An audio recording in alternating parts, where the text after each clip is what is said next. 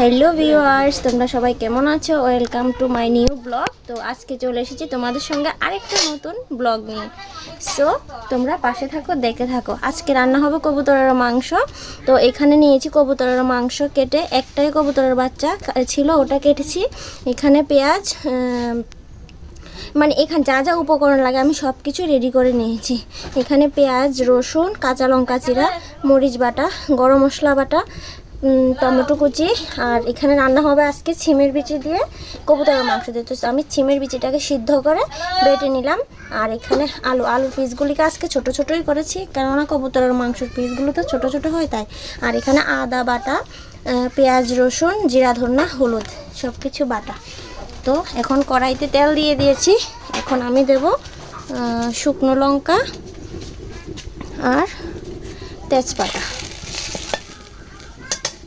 এগুলো হতে হতে তো আমি মশলাগুলোকে জাস্ট একটু থোড়া পানি দিয়ে একটু মিশিয়ে নেব। তেজপাতাগুলো হয়ে গেছে, তো আমি এখন মশলাটা দিয়ে দেব।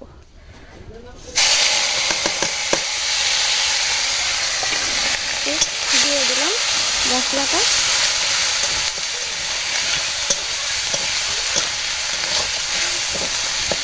মশলাটা দেওয়ার পর সামান্য পরিমাণ একটু জল দিয়ে দেব।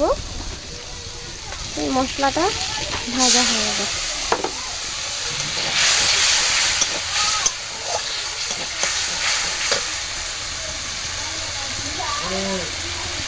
তারপর একে একে আমি দিয়ে দেব কাঁচা লঙ্কা চিরা, তারপরে এই যে পেঁয়াজ কুচি আর রসুনটা দিয়ে দেবো।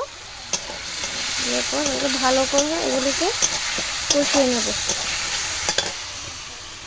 কেটে রাখা আলুটাও দিয়ে দিল। দুপুরবেলা চুলাতে রান্না করতে কি যেন কষ্ট। সব কিছু দিয়ে দিলাম। এখানে টমেটো মশলাটা প্রায় হয়ে এসেছে। তো এখন মাংসটা দিয়ে দেব। তারপর টমেটো কাটাটাও দিয়ে দেব।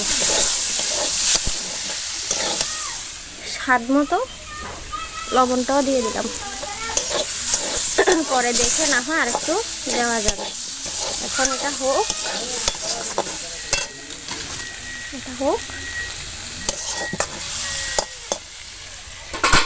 কিছুক্ষণের জন্য ওটাকে ঢাকা দিয়ে দিলাম। তো আমার মাংসটা এখন কষানো হয়ে গেছে। তো আমি পরিমাণ মতো জলটা দিয়ে দেব।